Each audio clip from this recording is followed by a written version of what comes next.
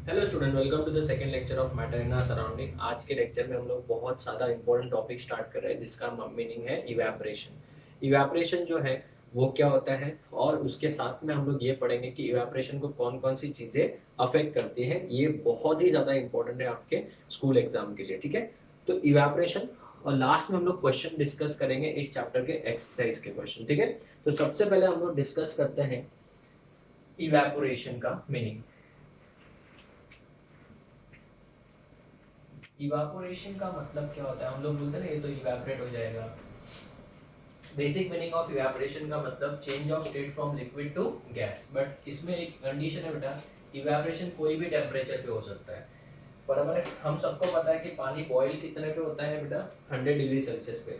But अगर मैं पानी को एक बाउल में रख दूं बेटा, तो कोई भी टेम्परेचर पे वो क्या होगा, इवेपोरेट होगा, ठीक है ना। मतलब वो वाटर से लिक्विड से गैसियस स्टेट में कन्वर्ट हो सकेगा। बट उसमें उसके बॉइलिंग पॉइंट का कोई लेना देना नहीं है। सो it is a phenomenon, the phenomenon in which liquid changes to in which liquid changes to gas at any temperature at any temperature other than boiling point other than boiling point at any temperature other than boiling point. इसी को क्या बोलते हैं, evaporation, right ना। Evaporation की अगर हम लोग बात करें तो कौन कौन सी चीजें जो है वो अफेक्ट करती है। Factors affecting evaporation, factors affecting evaporation. Evaporation को अफेक्ट करने वाली कौन कौन सी चीजें हैं, उसमें सबसे पहला आता है increase in surface area. Increase in surface area. अभी ये क्या होता है, इंक्रीज इन सरफेस एरिया का मतलब होता है जहां पे इवेपोरेशन हो रहा है, अगर वो एरिया बढ़ा दिया जाए तो बेटा क्या होगा, इवेपोरेशन भी क्या होगा, फास्ट होगा। अभी जैसे मैं आपको एक एग्जांपल देता हूँ। मेरे पास में समझो hot T in a cup है, ये कप है, इसके अंदर बेटा हॉट टी है, ठीक है ना। तो यहाँ पे एरिया कम है, बट अगर मैं इसको सॉसर में डाल दूं ऐसे, इसमें, ठीक है ना, यहाँ पे हॉट टी है, आपने भी देखा रहेगा बहुत सारे लोग इसमें पीते हैं ऐसे। तो यहाँ पे क्या बेटा, सरफेस एरिया क्या है, ज्यादा है। तो सरफेस एरिया ज्यादा होगा तो इवेपोरेशन भी क्या होगा, ज्यादा होगा। सो बेसिकली अगर मैं बात करूँ, यहाँ पे इवेपोरेशन क्या होगा, यहाँ पे इवेपोरेशन स्लो होगा, यहाँ पे इवेपोरेशन स्लो होगा, और यहाँ पे इवेपोरेशन क्या हो जाएगा, फास्ट हो जाएगा। इसका रीजन क्या है, क्योंकि इस केस में सरफेस एरिया क्या है, ज्यादा है, और इस केस में सरफेस एरिया क्या है, कम है। So basically, can we say that evaporation is directly proportional to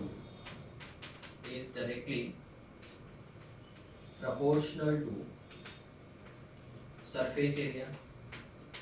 It is directly proportional to surface area. More is the surface area, more is the evaporation. सबसे पहला condition. Second condition क्या है, increase in temperature. एकदम simple है बेटा, increase in temperature. इसका बेटा मैं आपको एक और एग्जांपल दे दूं, इंक्रीज इन सरफेस एरिया। समझो बेटा मेरे पास में कोई कपड़ा है, समझो ये कपड़ा है, ठीक है ना, ये कपड़ा है, ठीक है। जस्ट जनरली मैं इसको डस्टर के तौर पे यूज करता हूँ। अभी ये कपड़ा है, इसको पानी में भिगा के रखा है मैंने, ठीक है। अगर मैं इसको ऐसे सुखा दूंगा तो बेटा इसको बहुत कम टाइम लगेगा कि ज्यादा टाइम लगेगा, सर बहुत ज्यादा टाइम लगेगा। इसको चलो और फोल्ड कर देते हैं ऐसे। अगर मैं इसको पानी में भिगा दूं और ऐसे रख दूं तो आपको लगता है ये जल्दी सूखेगा, नहीं। लेकिन अगर मैं इसको ऐसे रख दूं, तो ऐसे ओपन करके फिर रख दूं, तो क्या होगा बेटा, सरफेस एरिया बढ़ गया। आपको पता है ये फिर जल्दी सूखेगा। इसके लिए देखा होगा जो जनरली कपड़े हम लोग सुखाते हैं वो कैसे सुखाते बेटा, फैला के स्प्रेड करके सुखाते हैं। ऐसे ही नहीं बेटा, कपड़े वॉशिंग मशीन में से तो ऐसे निकल दे, ऐसे रख दे, ऐसे ऐसे करके रखते क्या लड्डू के जैसा, नहीं।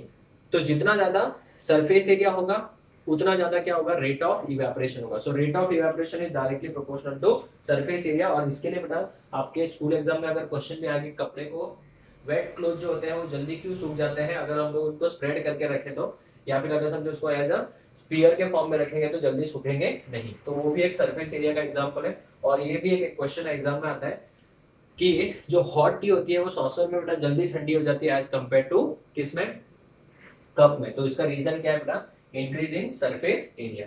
सेकेंड आता है इंक्रीज इन टेम्परेचर, बराबर है, एकदम सिंपल है। टेम्परेचर बढ़ेगा, टेम्परेचर बढ़ेगा तो डेफिनेटली इवेपोरेशन का रेट भी क्या हो जाएगा, बढ़ेगा।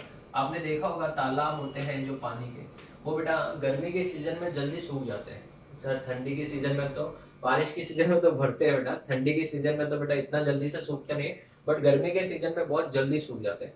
इवन आपने देखा होगा जो कपड़े होते हैं, कपड़े बेटा गर्मी के सीजन में जल्दी सूख जाते हैं, बट अभी रेनी सीजन चालू है तो हम लोग को बेटा कपड़े घर में सुखाने पड़ते हैं, बाहर सुखाएंगे तो वो तो और गीले हो जाते हैं। तो स्टूडेंट्स आपने एक चीज ऑब्जर्व की होगी, टेम्परेचर बढ़ाने से इवेपोरेशन का रेट क्या हो जाएगा, बढ़ जाएगा।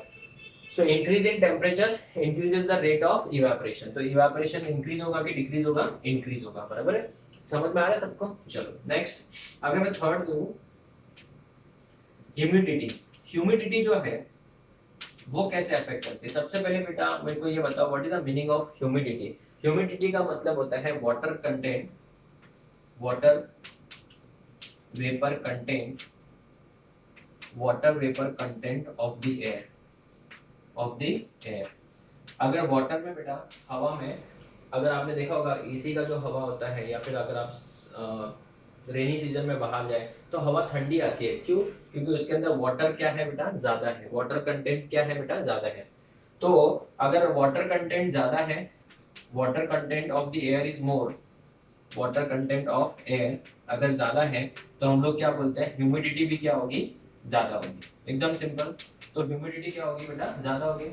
अभी मैं आपसे एक सिंपल सा सवाल पूछता हूँ, जब आप कोई भी चीज को इवेपोरेट करना चाहते हो तो उसमें से वाटर वेपर निकल के किस में जाएंगे, एटमॉस्फेयर में जाएंगे।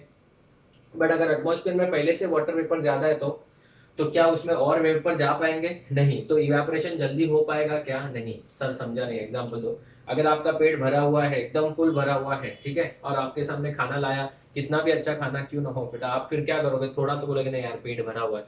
भले आप मन में आ रहा है यार खा लेता हूँ खा लेता हूँ, मन नहीं मान रहा है, वो बात अलग है। मैं ये बोल रहा हूँ कि क्या आप खाओगे फिर उसको प्रॉपर्ली इतना अच्छे से खा पाओगे, नहीं। तो स्टूडेंट्स याद रखना, क्योंकि पहले से ही वाटर कंटेंट क्या है, एयर में ज्यादा है। So if the humidity is more, if humidity is high, then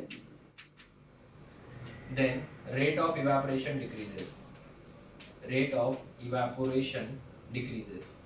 rate of evaporation decrease क्यों होगा बच्चों, क्योंकि ह्यूमिडिटी क्या है, ज्यादा है। तो ह्यूमिडिटी अगर बढ़ेगा तो रेट ऑफ इवेपोरेशन क्या होगा, कम हो जाएगा, और ह्यूमिडिटी अगर कम है तो इवेपोरेशन क्या हो जाएगा, ज्यादा हो जाएगा। सो ये थर्ड फैक्टर हो गया।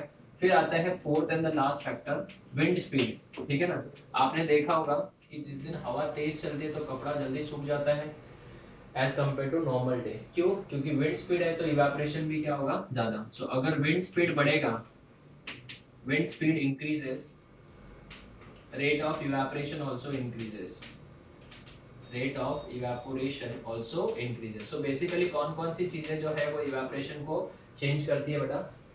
सबसे पहले कौन सा है, सरफेस एरिया, ठीक है, दूसरा है increase in temperature, third is humidity. ठीक है, बहुत बार स्कूल एग्जाम में पूछा ही जाता है what is humidity. It is the water content of, water vapour content of the air in the atmosphere, air in the atmosphere, उसी को क्या बोलते हैं, ह्यूमिडिटी।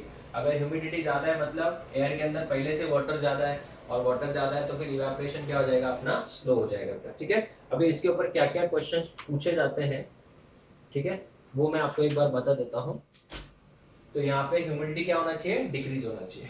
चलो पहला क्वेश्चन पहला एक क्वेश्चन है बेटा, क्वेश्चन है इवेपोरेशन, बहुत ही इंपॉर्टेंट क्वेश्चन है, इवेपोरेशन कॉजेस कूलिंग। ठीक है ना, इवेपोरेशन कॉजेस कूलिंग, ऐसा क्यों? सबसे पहला क्वेश्चन है बेटा, सबसे पहला क्वेश्चन कि इवेपोरेशन से कूलिंग क्यों होता है। अभी मैं आपसे एक सिंपल सा क्वेश्चन पूछता हूँ, समर सीजन में जब जो आप स्कूल से आए बेटा, ठीक है ना, जब आपके स्कूल बस ने आपको उतार दिया, ठीक है ना, जैसे आप उधर से उतर के घर पे सीढ़ियाँ चढ़ के आते हो बेटा, लिफ्ट से आते हो तो बात अलग है, सीढ़ियाँ चढ़ के आओगे तो आपको एक कैसा था, बहुत ज्यादा गर्मी फील होता है, ठीक है ना। या फिर अगर समझो आप बाहर से आए, समर सीजन में बाहर से थोड़ा चल के आए, बहुत पसीना होता है, ठीक है, बहुत पसीना होता है। तो सबसे पहले आप क्या करते हो, आपका जो बैग है बेटा फेंकते हो, ठीक है ना, जनरली बच्चे फेंक देते हैं, बैग हटाओ और सीधा जाके सोफे पे बैठते हो, अपना फैन चालू करते हो, बराबर है। फैन और भी कौन से स्पीड में चालू करते हो, फुल स्पीड में। तो मेरा आपसे एक सिंपल सवाल है, यहाँ पे स्वेटिंग हुआ है, ठीक है, इस पोर्शन की बात कर रहा हूँ, तो जब फैन का स्पीड इसके ऊपर गिरेगा मुझे ठंडा लगने लगता है, देखा होगा आपने, आपको ठंडा फील होता है, भले कितना भी गर्मी हो, जब फैन पसीने में अगर फुल पसीना हुआ है और फैन के नीचे बैठते हैं तो हमको थोड़ा सा ठंडा फील होता है। ऐसा क्यों होता है पता है स्टूडेंट्स? क्योंकि हमारे स्किन के ऊपर जो स्वेट है वो इवेपोरेट हो रहा है। क्या हो रहा है बेटा? इवेपोरेट हो रहा है। तो जब वो इवेपोरेट होगा तो उससे कूलिंग फील क्यों हो रहा है सर? कूलिंग फील क्यों हो रहा है? अगर ये मैं आपको सिंपल सा दूसरा एग्जांपल दूं, इमेजिन करो, एक सेकंड रुकिएगा स्टूडेंट्स,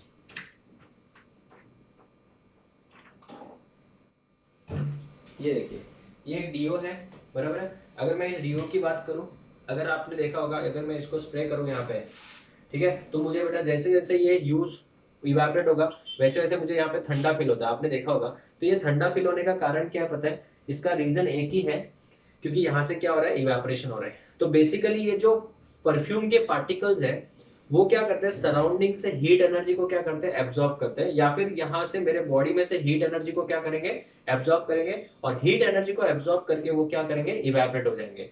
तो हीट एनर्जी को इवेपोरेट करके, एब्जॉर्ब करके वो इवेपोरेट हो रहे हैं, तो मेरे बॉडी का हीट क्या हो जाएगा, कम, और कम हो गया हीट तो मुझे क्या फील होगा, ठंडा फील होगा।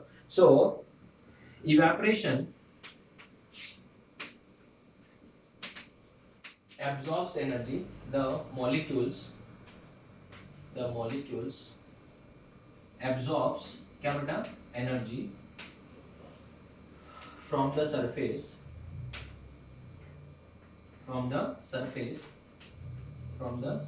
and hence they cause cooling, ठीक है ना। वो क्या क्रिएट करते हैं बेटा, कूलिंग करते हैं, ठीक है। आपके नोट्स में भी इसको अच्छे से दिया होगा, मैंने खाली आपको एक मेन पॉइंट बता दिया। दूसरा क्वेश्चन है, cotton clothes in summer. Generally हम लोग बेटा समर में, गर्मी के सीजन में कॉटन क्लोथ्स क्यों प्रिफर करते हैं? आपने देखा होगा कोई सिल्की कपड़े ये सब नहीं पहनते, और आपने देखा गर्मी के सीजन में हम लोग लाइट कलर के कपड़े पहनते हैं बेटा। क्यों लाइट कलर के? बिकॉज सनलाइट जो है वो उसके ऊपर डायरेक्ट गिरेगी तो वो बेटा मैक्सिमम एब्जॉर्ब नहीं करेगा, रिफ्लेक्ट कर लेगा। तो लाइट कलर के कपड़े पहनने चाहिए। और कॉटन क्लोथ्स क्यों पहनना चाहिए? बिकॉज वो स्वेट को क्या कर लेता है, एब्जॉर्ब करता है, और फिर जैसे हमारे ऊपर एयर आएगा तो उससे वो इवेपोरेट हो जाता है, ठीक है।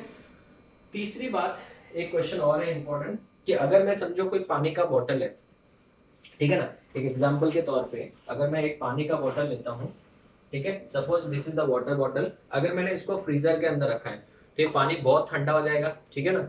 अगर मैं इसको फ्रीजर से बाहर निकालूं और थोड़े टाइम रख दूं तो आपने देखा होगा इसके बाहर वाले साइड में वाटर के ड्रॉपलेट्स आते हैं ना, देखा होगा आपने बहुत बार। इवन जब आप बिस्लरी का बॉटल लेके आते हो कहीं से तो आप बोलते हैं मेरे को ठंडा बॉटल देना, तो जब बाहर निकालते हो तो बाहर के साइड में यहाँ से धीरे धीरे पानी आने लगता है। तो ये पानी कहाँ से आया? क्या अंदर का पानी बाहर आ रहा है? नहीं सर, वो तो पॉसिबल नहीं है, प्लास्टिक है। तो बेसिकली क्या है, हमारे यहाँ पे जो एयर है उसमें क्या है, वाटर है, अंदर का पानी क्या है, ठंडा है, बाहर जो वाटर है वो किस फॉर्म में, वेपर्स में। तो यहाँ पे आके वो कंडेंस हो जाती है। क्या हो जाती है, बोले वापस बोलो, कंडेंस हो जाती है। तो जब यहाँ पे कंडेंस होगी तो इसके ऊपर वो जमा होने लगेगी, और जमा होने लगेगी तो वो गैस से किस में कन्वर्ट हो जाएगी, लिक्विड में। वेपर से किस में कन्वर्ट हो जाएंगे, लिक्विड में। इस वजह से वाटर के ड्रॉपलेट्स देखने को मिलते हैं जब कोई ठंडा बॉटल को हम लोग फ्रीजर से बाहर निकालते हैं, ठीक है। नेक्स्ट, आपने देखा होगा बेटा, आप गांव साइड में देखते हो मटका, घर में बहुत सारे लोगों के मटका भी होता है, ठीक है ना। मटका becomes cool during what, summer. Summer season में बेटा अगर हम लोग देखें तो वो जल्दी से उसमें पानी पीना हम लोग को पसंद है, ठंडा पानी होता है उसमें। ऐसा क्यों? क्योंकि जो मटका होता है वो मिट्टी का बर्तन है, ठीक है।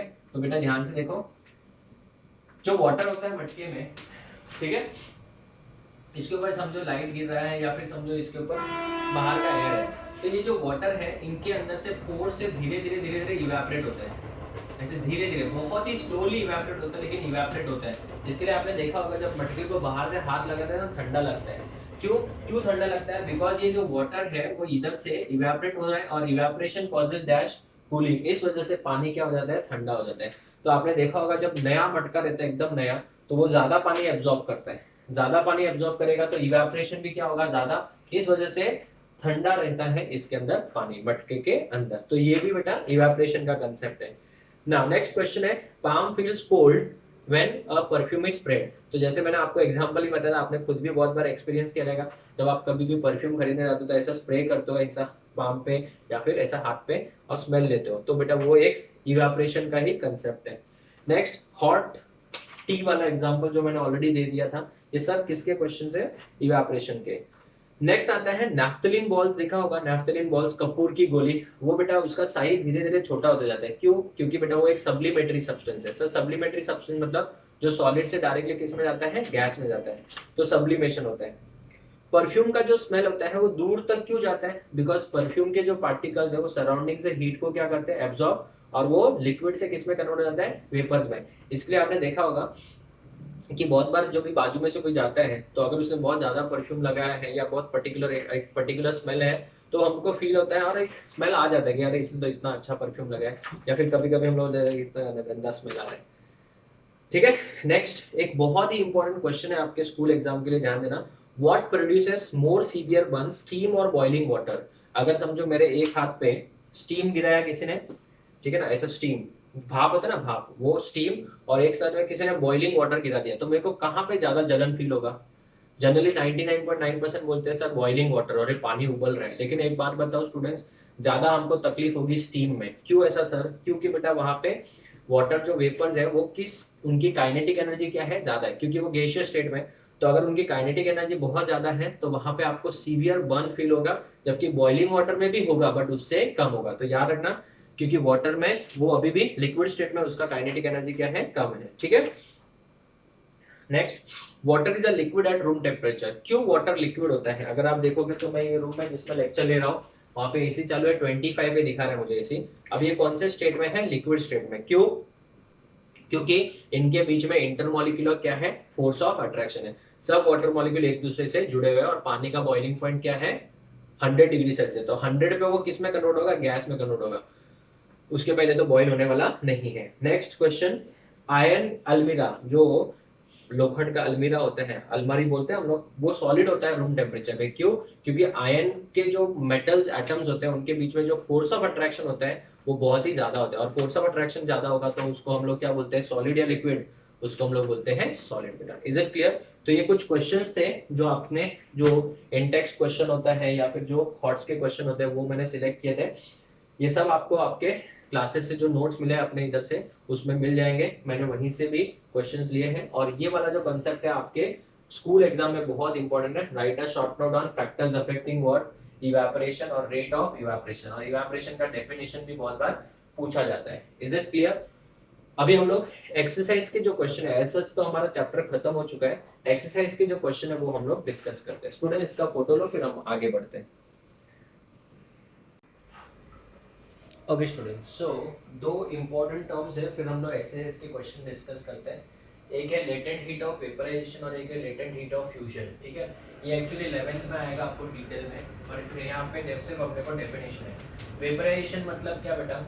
Liquid to gas. ठीक है ना, अगर वो 1 किलोग्राम के लिए है, अगर मेरे पास में 1 किलोग्राम ऑफ लिक्विड है और उसको गैस में कन्वर्ट करना है, तो जो भी अमाउंट ऑफ हीट लगेगा, बराबर है। अगर समझो इस बॉटल में 1 किलो पानी है, अभी मेरे पास ऑब्वियसली किलो तो मैं बोलूंगा नहीं, इतना तो पानी है नहीं इसमें। अगर इसके अंदर 1 किलो पानी है और इस पानी को मुझे वेपर में कन्वर्ट करना है, गैस में कन्वर्ट करना है, तो इसको गर्म करना पड़ेगा, तो कुछ ना कुछ अमाउंट ऑफ क्या लगेगा? Heat. So it is the heat energy required to change 1 kilogram of liquid to gas at atmospheric pressure. मैंने बोला ना हवा का जो प्रेशर हमारे ऊपर 1 atm होता है, at its boiling point. Boiling point कितना होता है? 100 डिग्री सेल्सियस वाटर का। Latent heat of fusion, fusion मतलब क्या? सॉलिड से लिक्विड। तो 1 kilogram of change 1 kilogram of solid into liquid at its dash point, melting point. Vaporisation में boiling point, melting point किसमें आएगा? फ्यूजन में आएगा। Is it clear? अभी सब लोग बेटा आपके टेक्स्ट बुक का एक्सरसाइज पेज ओपन करो। टेक्स्ट बुक का एक्सरसाइज पेज अगर हम लोग देखेंगे तो उसमें सबसे पहला क्वेश्चन है, मैं इसके आंसर्स तो पूरे नहीं लिख रहा हूँ, लेकिन आपको एटलीस्ट समझा जरा दूंगा ताकि आपको काम आ जाए। ठीक है, एक्सरसाइज का पहला question, convert the following temperature into Celsius scale. Celsius scale में सबको कन्वर्ट करने आता है, ठीक है ना, सबको पता है ना, फॉर्मूला पता था, degree Celsius minus 0/100, kelvin minus 273 divide by 100, degree Fahrenheit minus कितना था? 32 डिवाइड बाय 180। इस फॉर्मूला को यूज करके सॉल्व कर सकते हैं। Next, convert the following temperatures into kelvin scale वो भी आता है सेम फॉर्मूला से, दूसरा भी हो जाएगा। फिर तीसरा क्वेश्चन देखिए, give reason for the following. अभी जस्ट थोड़े टाइम पहले सिखाया था, naphthalene ball disappear with time without living any solid, because naphthalene ball एक सब्लिमेटरी सब्सटेंस है जो सॉलिड से डायरेक्टली गैस में जाता है। We can get the smell of perfume setting several meters away, because perfume के जो पार्टिकल्स है वो सराउंडिंग से हीट एनर्जी को एब्जॉर्ब करके पूरे सराउंडिंग में स्प्रेड हो जाते हैं। क्वेश्चन नंबर 4 देखिए, arrange the following substance in the increasing order of force of attraction. ठीक है ना, अगर मैं बात करूं, मेरे पास में वाटर है, वाटर क्या है, बेसिकली लिक्विड है, तो फोर्स ऑफ अट्रैक्शन ज्यादा होगा। शुगर, शुगर बेटा क्या है, सॉलिड है, तो इसमें फोर्स ऑफ अट्रैक्शन ज्यादा होगा सबसे ज्यादा। और ऑक्सीजन जो है बेटा वो क्या होता है, गैस होता है, तो इसमें फोर्स ऑफ अट्रैक्शन सबसे कम। तो फोर्स ऑफ अट्रैक्शन FOA का मतलब क्या, फोर्स ऑफ अट्रैक्शन सबसे ज्यादा किसमें होगा, सॉलिड में, तो शुगर ग्रेटर देन, फिर वाटर आएगा, फिर कौन आएगा, oxygen. Is it clear? Next, ये वाला क्वेश्चन मैंने लास्ट लेक्चर में डिस्कस किया था, what is the physical state of water at 25 degree Celsius पे लिक्विड, ये देखो 25 डिग्री सेल्सियस पे लिक्विड है, 0 डिग्री सेल्सियस पे सॉलिड, 100 डिग्री सेल्सियस पे क्या रहेगा उसमें, वाटर वेपर्स भी रहेगा और लिक्विड भी रहेगा। Next, give reason to justify water at room temperature is a liquid, because room temperature पे उनके बीच में फोर्स ऑफ अट्रैक्शन जो होता है वो ज्यादा होता है, इस वजह से वो लिक्विड में एग्जिस्ट करता है। Iron almirah is solid at room temperature because force of attraction भी ज्यादा होगा। Why ice at 273 kelvin is more effective in cooling than water at same temperature, because ice के अंदर बेटा इंटर पार्टिकुलर स्पेस क्या है, कम है, तो वो कूलिंग जल्दी करेगा एज कम्पेयर टू वाटर, क्योंकि उसके अंदर तो ऑलरेडी एनर्जी ज्यादा है। What produces more severe burns, boiling water or steam? It is steam with reason बताया था, काइनेटिक एनर्जी क्या होती है, ज्यादा होती है। क्वेश्चन नंबर 9 बहुत ज्यादा इंपॉर्टेंट, ये सब आपको जो नोट्स मिला उसमें भी मिल जाएगा। ठीक है, उन्होंने बोला है आइडेंटिफाई नेम ABCDENF। अगर मैं बात करूँ सॉलिड है, फिर A, यहाँ पे लिक्विड है, फिर B और यहाँ पे गैस है, तो ये A है, B है। A का नाम हम लोगों ने दिया था फ्यूजन, B का नाम वेपराइजेशन, C का नाम कंडेंसेशन, D का नाम फ्रीजिंग हो जाएगा। ठीक है ना, उसके बाद में अगर मैं यहाँ से यहाँ पे जाऊँ तो इसको क्या नाम दिया बेटा, सब्लिमेशन नाम दिया। Is it clear? तो ये सब आपके क्वेश्चंस थे एक्सरसाइज के। अगर हम लोग फर्स्ट पेज से ओपन करें, फर्स्ट पेज से, तो वहाँ पे बहुत सारे छोटे छोटे क्वेश्चन है बेटा, वो सब पढ़ने की जरूरत नहीं है। एक्टिविटी जो है वो उतना इम्पोर्टेंट नहीं है, हम लोग ने एक एक चीज तो डिस्कस कर ली है। ठीक है, आप लोगों से खाली एक ही रिक्वेस्ट है कि आप लोग एक बार अपने क्लासेस के नोट्स पढ़ लो, अच्छे से पढ़ लो। और हम लोग आज जो है बेटा आपका 14th ऑफ क्या है, अगस्त है, 14th अगस्त है। इसमें एक चीज ओपन करो बेटा, देखो जरा, व्हाट यू हैव लर्न के पहले, व्हाट यू हैव लर्न के पहले जो है उसमें बेटा दो चीजें दी है थोड़ी सी extra, more to know. More to know में देखो बेटा, एक तो दिया है प्लाज्मा और एक दिया है बेटा Bose Einstein condensate, BEC sorry. ठीक है ना, ये दो बेटा आप लोग प्लीज रीड कर लेना। एज सच अगर हम लोग बात करें तो हमारे लिए इतना इंपॉर्टेंट नहीं है, पर फिर भी मैं आपको बोलूंगा एक बार गो थ्रू कर लेना। ठीक है, तो ये चैप्टर के अंदर जो जो चीजें थी मैंने एक एक चीज डिटेल में बता दी। क्वेश्चन जनरली इसके ऊपर आते हैं सॉल्व करने के लिए, बहुत ईजी होता है, प्रैक्टिस करना है। आज हमारा ये जो लेक्चर मैं अपलोड करता हूँ 14 अगस्त को कर रहा हूँ। ठीक है ना, अभी कल 15 अगस्त, ठीक है ना, कल हम लोग इसका जूम मीटिंग रखेंगे, कल ही हम लोग इसका डाउट सॉल्विंग करेंगे। ठीक है, so tomorrow we will have a doubt solving of this lecture and previous lecture. तो कल हम लोग जो डाउट सॉल्विंग रखने वाले हैं नेक्स्ट लेक्चर में, वो 1 और 2 का जूम मीटिंग में डाउट सॉल्विंग करूंगा। तो आप लोग एक एक चीज अच्छे से पढ़ लो, आपने जो नोट्स मिला है उसमें से भी अच्छे से पढ़ लो, और फिर हम लोग नेक्स्ट लेक्चर में इसका डाउट सॉल्विंग करेंगे। ठीक है, सो ये चैप्टर हमारे साइड से पूरा क्लियर हो चुका है। एक एक चीज, बहुत छोटा चैप्टर है, ज्यादा बड़ा नहीं है, एक एक चीज मैंने बता दी है। क्वेश्चन जो मैंने डिस्कस किया जनरली उसी में से आएंगे। ठीक है, तो will meet in the Zoom meeting. जो भी आपके डाउट्स है प्लीज एक पेपर पे लिख के रखना, मैं आपको जूम मीटिंग में डाउट सॉल्व करूंगा। और जूम मीटिंग हम लोग कल ही रखेंगे, ये लेक्चर मैं अभी अपलोड करने वाला हूँ, कल हम लोग जूम मीटिंग रखेंगे। ठीक है, till then thank you students, take care.